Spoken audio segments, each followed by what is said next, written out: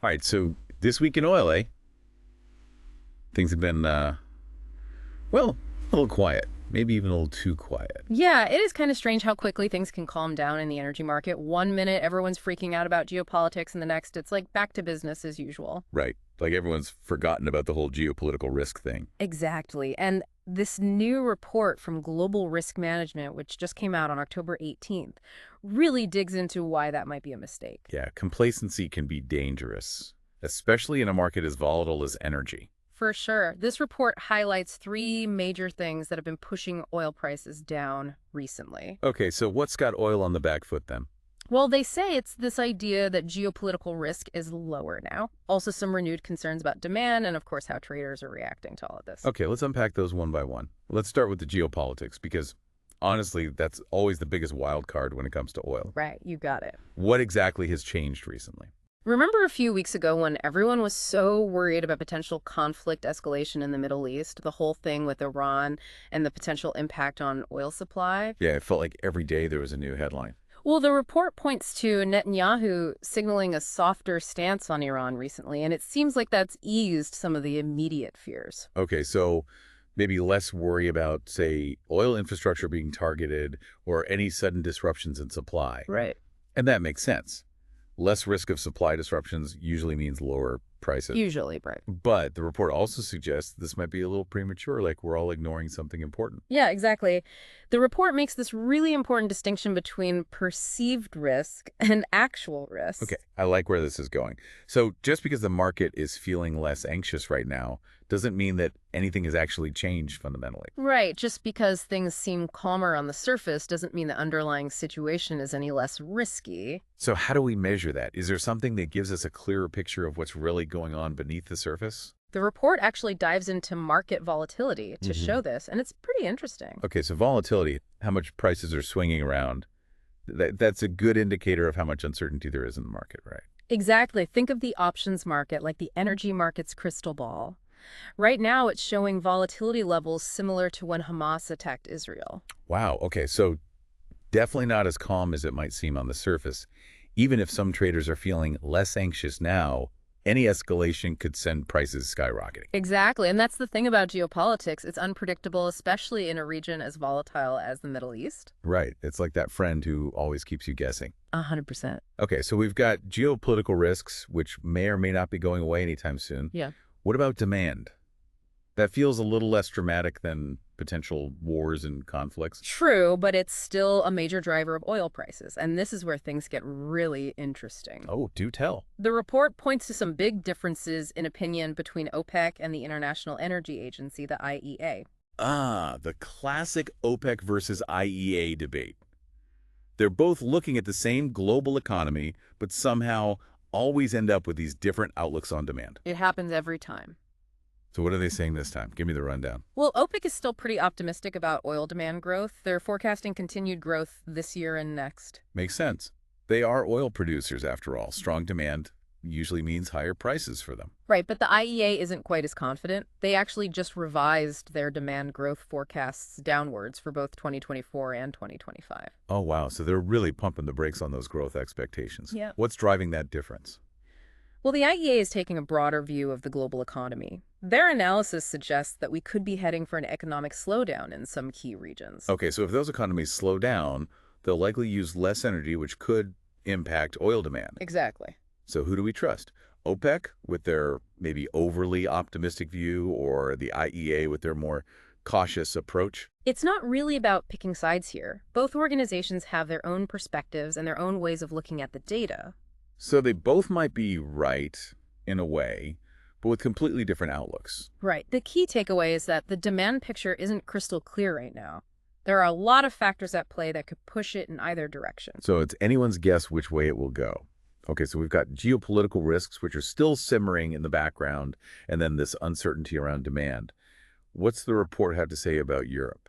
I know gas and emissions trading are closely tied to oil prices, but also have their own dynamics going on. Totally. And actually, there are some really fascinating things happening in Europe right now, specifically around the price of TTF gas. Hold on, I need to brush up on my energy jargon. TTF gas. That's the benchmark price for natural gas in Europe, right? You got it. Okay. And the report says there is something happening between TTF gas prices and EUA prices. Yeah, they're calling it a decoupling. Okay, now you're really testing my knowledge here. Remind me what EUAs are all about and why I should care. Of course, so EUAs stand for EU allowance. Okay. And basically, they're these permits that companies in the European Union need to buy if they want to emit carbon dioxide. Right, because of the whole emissions trading system they've got going on over there. It's meant to put a price on pollution, essentially, to incentivize companies to reduce their emissions. Exactly. So the more a company pollutes, the more EUAs they have to buy, and the more expensive it gets for them to operate. Makes sense. But you said something about a decoupling. What's that all about? So traditionally, there's been a strong link between gas prices and EUA prices. When gas prices go up, power plants often switch over to burning coal because it's cheaper. Right, but coal is way dirtier than natural gas. Exactly, which is where EUAs come in. That switch to coal means those power plants need to buy more EUAs to cover their increased emissions, which pushes the price of EUAs up. So there's always been this kind of direct relationship between gas prices and EUA prices. Right. But the report says that relationship has started to break down recently. Really? So what's changed? Well, it turns out a lot of things are changing in the European energy market. Okay, spill the tea. What's going on? For one thing, Europe has been investing a ton of money in renewable energy lately, like solar and wind power. Right, which is great for the environment. But how does that affect gas and EUA prices? Well, think about it this way. Even if gas prices spike, some power plants might not even bother switching to coal anymore. Because they can just rely on their renewable energy sources instead. Exactly. And that means they don't need to buy as many EUAs, which puts downward pressure on prices. Fascinating. So even though the traditional link between gas and EUA still exists, it's being weakened by this whole renewable energy boom. Exactly. It's a whole other layer of market dynamics that we didn't have to think about a few years ago, and it gets even more interesting. Oh, there's more. I'm on the edge of my seat. The report also digs into the impact of the European Central Bank's recent interest rate cuts on EUA prices. Okay, now that sounds complicated. Hmm. What do interest rates have to do with carbon emissions permits? I know it seems strange, but it all comes down to something called the forward curve. Okay, and the forward curve is basically... It's just a fancy way of saying the future price of something, in this case, EUAs. See, EUAs are traded on financial markets just like stocks or bonds, and interest rates play a big role in how those markets value future assets. Okay, I'm following you. So how do lower interest rates affect the future price of EUAs then? So when interest rates are lower, it becomes cheaper for companies to buy their EUAs in advance for future use, even if they don't need them right away. So it's like a sale on pollution permits. Kind of, yeah. Yeah. Companies are thinking if they're going to need those EUAs in a year or two, it makes sense to buy them now while interest rates are low instead of waiting and risking higher prices later on.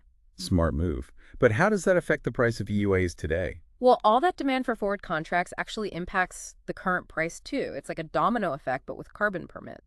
Okay, I think I'm getting it. So even though interest rates and carbon emissions seem totally unrelated, they're actually intertwined in this complex web of market forces. Exactly. And that's why this report is so interesting. It highlights how these seemingly unrelated factors can have these ripple effects across different markets in ways we might not expect. It's like a chain reaction, where one small change can trigger a whole cascade of events across the entire energy complex. You got it. Okay, so let's recap what we've learned today because, wow, there's a lot to digest. Yeah, we've covered a lot of ground. We started with those three big things impacting oil prices right now, the maybe not so reduced geopolitical risk, the uncertainty around oil demand, and of course how traders are interpreting all that information. And then we dove into the fascinating dynamics happening in Europe with gas and emissions markets. Right. With renewables changing the game and interest rates adding a whole other layer of complexity on top of everything else, it really goes to show you just how interconnected the energy world really is. What would you say is the key takeaway for someone listening to all of this? It really makes you realize that you can't just look at one piece of the puzzle when it comes to energy. It's like trying to solve a Rubik's Cube in the dark. 100%. Yeah. You got to look at all the angles. And that even when you think you've got it all figured out, something can change. Oh, yeah, for sure. Yeah. Like, remember when everyone thought oil prices would stay high forever? And then, bam, shale oil came along and changed everything. exactly. The energy market is full of surprises. Well, yeah. But that's what makes it so fascinating, right? It certainly keeps us on our toes. Absolutely. Well, another deep dive successfully navigated. Indeed. We hope you've enjoyed exploring the complexities of oil, gas, and emissions markets with us today. And remember, folks, knowledge is power. Especially in the ever-evolving world of energy. I couldn't have said it better myself. Thanks for joining us on the deep dive. We'll catch you next time.